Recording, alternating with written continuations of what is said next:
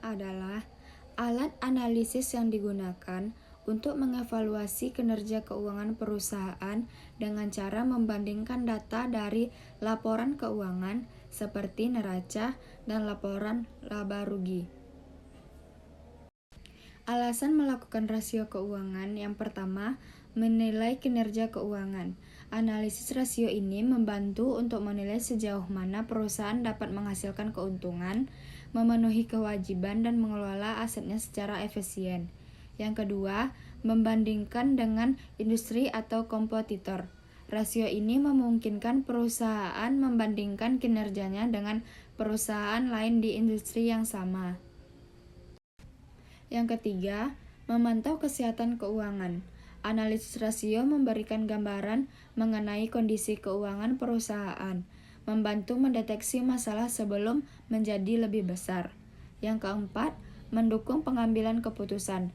Rasio keuangan ini digunakan oleh manajemen, investor, dan kreditor untuk membuat keputusan lebih baik berdasarkan data yang lebih terstruktur dan jelas. Bentuk-bentuk rasio keuangan. Yang pertama, rasio likuiditas. Mengukur kemampuan perusahaan untuk memenuhi kewajiban jangka pendeknya.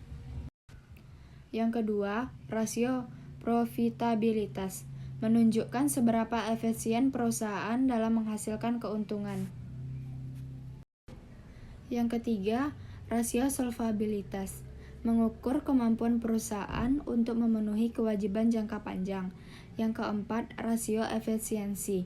Mengukur seberapa baik perusahaan menggunakan asetnya untuk menghasilkan penjualan. Yang kelima, rasio pasar. Mengukur kinerja perusahaan terkait harga pasar saham. Keterbatasan rasio keuangan.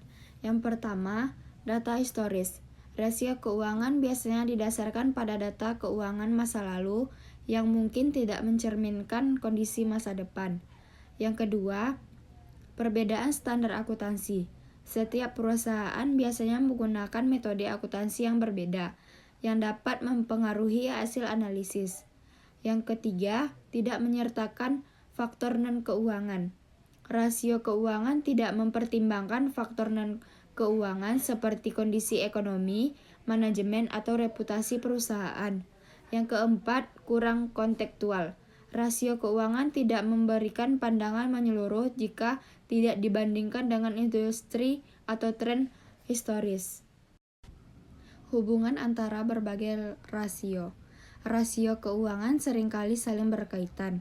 Misalnya, rasio likuiditas mempengaruhi rasio profitabilitas, karena likuiditas yang baik memungkinkan perusahaan untuk beroperasi secara efisien, yang pada gilirannya dapat meningkatkan profitabilitas.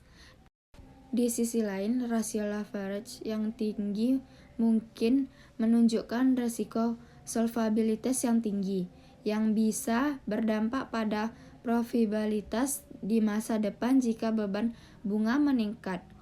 Kombinasi berbagai rasio memberikan gambaran yang lebih lengkap tentang kinerja dan kondisi keuangan perusahaan.